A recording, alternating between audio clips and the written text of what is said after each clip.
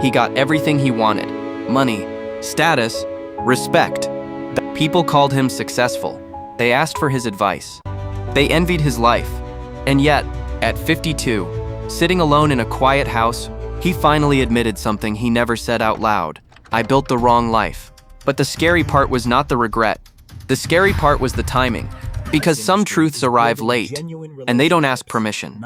You will hear 3 turning points, 3 moments that revealed the cost of his success. I will also break down the psychology, why ambition can become addiction, why people trade meaning for applause, and how to chase success without losing your soul. At the end, you will get a simple alignment plan, a way to build a life that feels good on the inside too. This story has a bittersweet ending, but it has a lesson you can use today. Stay with me. Chapter 1. The hunger that never slept. Turning point number 1. His name was Victor. Victor grew up watching struggle. Not the kind you post online. Real struggle. Late rent, cheap meals. Parents tired and stressed. Victor made a promise as a teenager: I will never be poor again. That promise gave him fire. He studied harder than everyone. He worked while others rested.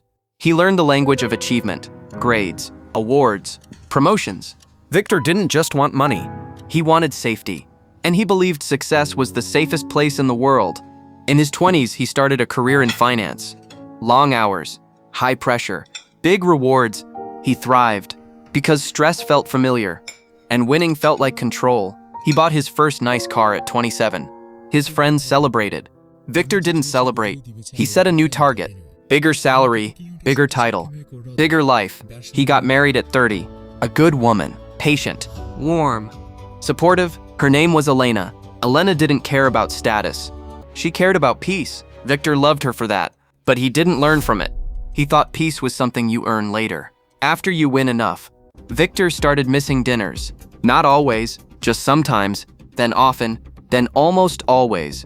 Elena would say, "Can we plan a weekend?" Victor would reply, "After this quarter, after this deal, after this promotion, after this milestone, later." Later became his religion. Then came turning point number 1. It was a small moment. Elena was cooking. Victor came home late again. Elena didn't yell. She just asked a simple question: "Do you still live here?" Victor laughed, thinking it was a joke. Elena didn't smile. Victor felt annoyed. He said, "I'm doing this for us." Elena replied softly, "I didn't ask for this version of us." That line landed like a stone. Victor didn't respond well. He became defensive. He said the thing many ambitious people say: "You don't understand what it takes." Elena nodded. "I understand, I just don't want it." Victor went quiet, not because he understood her pain, because he felt threatened. His identity was success. If he slowed down, who was he? So he did what he always did. He worked more. Chapter 2. The price he didn't see. Turning point number 2. Years passed. Victor's career exploded. He made partner. He got the corner office. People respected him. They feared him a little too. Victor liked that. Fear felt like power. Money grew, but his life shrank. Elena stopped asking for weekends. Not because she stopped caring, because she stopped hoping. Victor didn't notice. He was busy building his empire. Then his father got sick. Sudden, fast, a hospital call in the middle of a workday. Victor flew to see him. He walked into the room and saw his father smaller than he remembered. His father looked at him and smiled. Victor sat down, holding his father's hand. His father whispered, "You're doing well. I'm proud." Victor felt relief, like his whole life finally got approval. Then his father said something else. Quiet, painful. "But I wish I saw you more." Victor's throat tightened. He wanted to say, "I was busy," but the words felt stupid in a hospital room. His father didn't say it with anger. He said it with sadness. That's what made it worse. 2 weeks later, his father passed. Victor stood at the funeral, surrounded by people. People in suits. People who respected him.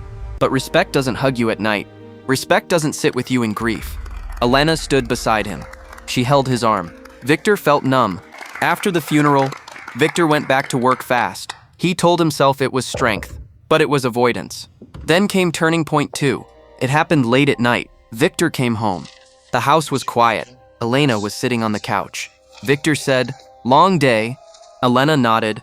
Then she said calmly, "I'm leaving." Victor froze. "What?" Elena repeated it. "I'm leaving, not because I hate you, Because I don't recognize my life anymore. Victor felt panic. Real panic. Not work stress. Life panic. He said, "We can fix it." Elena looked at him with tired eyes. "You've been saying that for years." Victor tried to negotiate like he did at work. More vacations. More dinners. More time. Elena shook her head. "I don't want promises. I wanted presents."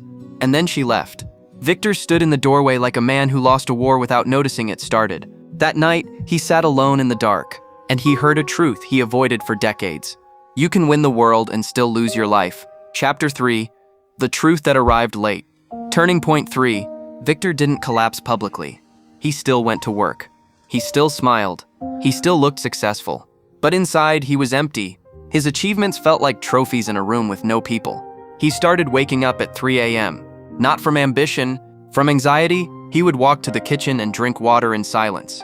One night, he opened his phone and scrolled through old photos. Elena laughing at the beach. Elena dancing in the kitchen. His father smiling at a family dinner. Victor noticed something? He was in the photos, but he wasn't present. His face looked like he was thinking about work even while smiling. Then he saw a photo from years ago. Elena holding a small gift bag. It was a watch. On the card she wrote, "Time is the only thing we can't buy back." Victor remembered reading it and laughing. Now it felt like a knife. That was turning point. The moment he realized the truth too late. He didn't chase success. He chased control. He chased safety, and he paid with the only currency that matters. Time. Victor tried to call Elena. She didn't answer. Not because she wanted revenge, because she had moved on emotionally. Victor sat there and whispered, "I didn't lose her in one day. I lost her in small choices." That sentence hurt because it was honest. The next morning, Victor did something unexpected. He didn't go to work. He went to a park. He sat alone on a bench like a normal man. No suit, no phone, just silence. He watched families walk by. A father carrying a child, a couple holding hands, friends laughing. Victor felt tears in his eyes, not loud tears, quiet regret. Then he made a decision.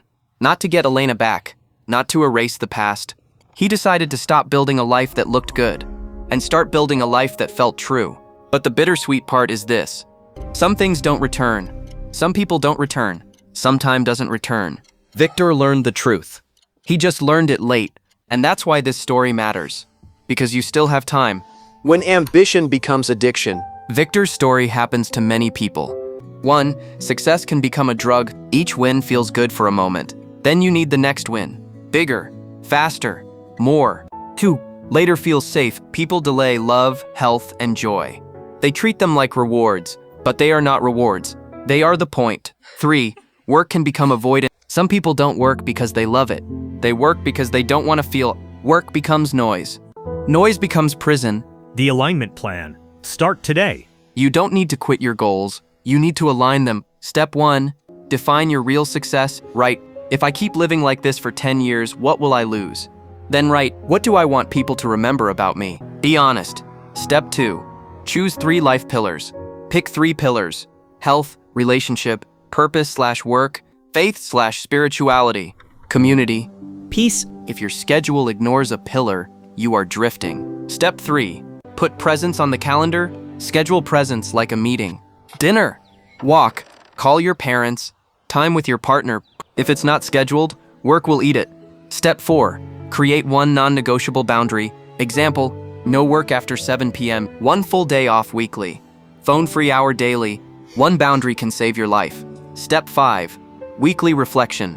Once a week ask, what did I trade my time for? If you don't like the answer, adjust.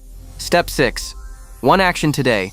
Text someone you love. Can we talk this week? Then show up. Victor chased success his whole life.